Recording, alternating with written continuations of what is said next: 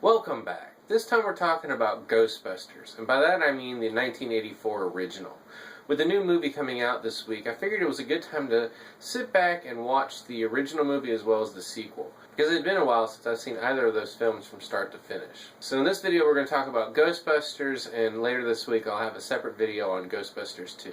And you know, there are films out there that you kind of idolize because you saw them as a kid, and they're just, you know, they're classics from your childhood. Or they're just movies that you really liked and you haven't seen in a while, and then you go back and watch them, and they're just not as good as you remember.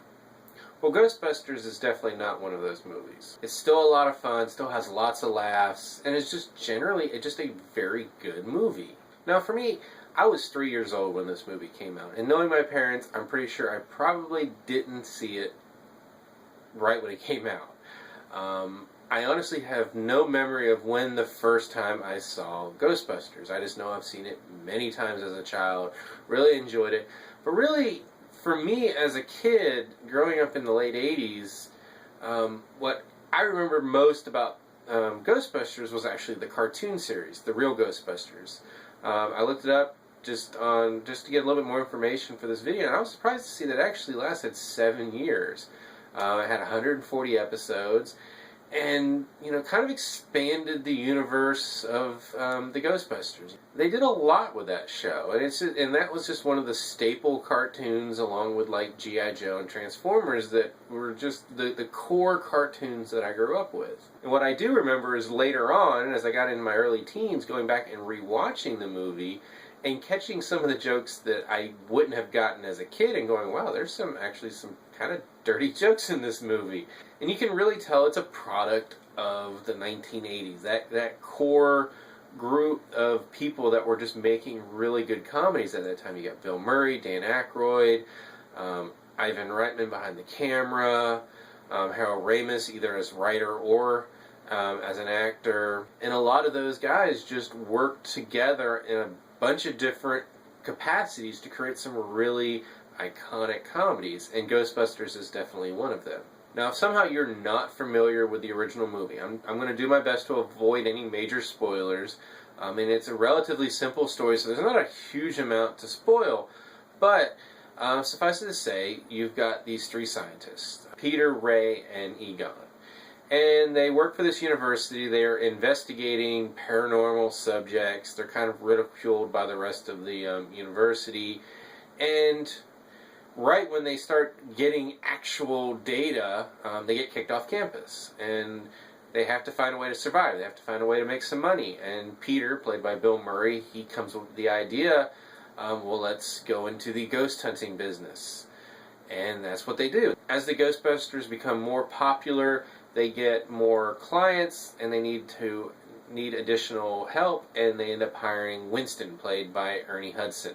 And one of their first cases is this woman named Dana, played by Sigourney Weaver. She's having a bunch of weird stuff happening in her apartment. She comes to the Ghostbusters for help. Of course, Peter, he's more interested in essentially getting in her pants, so he takes the lead in the case. And although there's not a lot of results at the beginning, unbeknownst to any of them, this is actually the first signs of something majorly paranormal that's occurring in New York City, and that could ultimately threaten the entire world. So the Ghostbusters are going to have to come and save the day. As far as the rest of the main cast go, you have Dana's nerdy accountant neighbor, played by Rick Moranis, as well as a rather Weasley EPA agent played by William Atherton. And that's pretty much your movie. And I have to say, one of the things that kind of surprised me rewatching this after it's been quite a few years since, as I said before, having watched it from start to finish, is how little we actually get to know about our characters. The opening scene of the movie is sort of this kind of horror-esque, or at least the most horror-esque moment of the movie, and that you have this librarian going through this library, and a bunch of weird stuff happens, and she ends up getting scared and running away. And then it cuts to the logo and the famous theme song, and then you're like, oh, okay, this is a comedy. Because if you didn't know what you were watching, and you just started with this movie, and someone put it in and hit play, and you had no idea what you were getting yourself into, and you ignored the credits, you would just see this rather, it would look like the opening to a horror film. And I think that's what they were going for. Obviously, Ghostbusters is so popular now, you really can't get away with that. But I can see what they were going with that. And then we go in and they introduce the three scientists, our three Ghostbusters that we start with. And we're introduced to Peter, and then we soon meet Ray and Egon, and they're obviously the more studious members of this group. And through their interactions at the university, then going to investigate the library, and then on their way back, right before they end up finding out they've been evicted, there's a lot of these little moments that kind of tell us about their characters and how their interactions go. And that's pretty much all we need for this movie. But really, I was kind of floored on how much we don't know. I mean, I think in our heads, especially with these iconic characters and these iconic movies, we kind of fill in the gaps. And seeing the movie again for the first time in a long time, I realized, wow, there really are a lot of gaps here. We don't know how they met.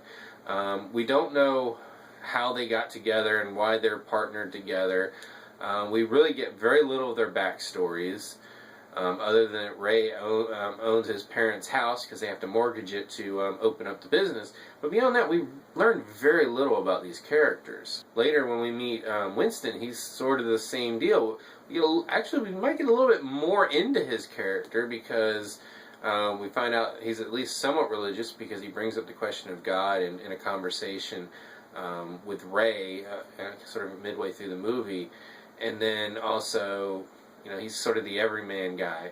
And if you know more about the development of the movie, there was a lot more to his character because originally he was going to be played by Eddie Murphy. And he ended up deciding not to take this role and ended up going to play in Beverly Hills Cop. Which leads me to the next thing I'd like to talk about, and that is just how much this movie is sort of lightning in a bottle. I'd almost compare it to, say, Jaws. And the reason Jaws worked so well was essentially because the shark didn't work. And Spielberg, who directed that film, had to rework the script so we didn't see the shark until much later. And that's ultimately what really makes that movie and why it's so scary. Here, there was a lot of things that had to go wrong and essentially go right to get the movie that we got. I've named off most of the principal cast. Most of them were not originally going to be in this movie. A lot of the roles were intended for other people. As I mentioned, Eddie Murphy was going to play Winston. The Lewis character was apparently intended to be played by John Candy. Jim Belushi was supposed to be one of the Ghostbusters. Harold Ramis, who played Egon, only became involved with the project when he was brought in to rework Dan Aykroyd's script. And from what I've read, I mean, Aykroyd's script was radically different than the movie that we got. Completely different, other than that there were Ghostbusters. So Ramis came in, retooled the movie almost entirely, and originally he had no intention of starring in the movie, but as the process went on, he ended up deciding that he could play Egon, and that ended up happening. And on top of all of that, most of the dialogue that we hear in this movie was ad-libbed. You had some very talented people in front of the screen, and then you had Ivan Reitman behind the camera willing to just let it rip. And obviously it worked. I mean, some of the most iconic lines in this movie were ad-libbed on set. And the result, again, is a classic comedy, and it's one that deserves that title. It's one that's really held up over the years.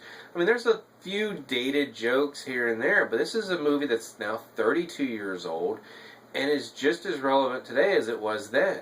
On top of that, the special effects, for the most part, hold up pretty well. I mean, it feels like an 80s movie. I mean, it's not going to compare to what we get today. But overall, I mean, these are effects that work for this movie. And it's just one of those movies that just everything that went wrong, everything that went right, combined together to create a movie that we just love. And it's an awesome comedy, and one that I think is just... it will continue to stand the test of time as we go forward. So I'm going to stop there. This is just it's an awesome movie. It's one that I loved as a kid, spawned one of my favorite cartoons as a kid, and one that I can still watch today and enjoy it just as much now. As I said, I'm going to try to watch Ghostbusters 2 this week and get a video up for that. Until then, Comment below on what you think of Ghostbusters. What's your favorite part of Ghostbusters? What's your favorite character? Anything along those lines. As always, you can subscribe to my channel. Check out some other reviews. And until next time, I'll see you at the movies.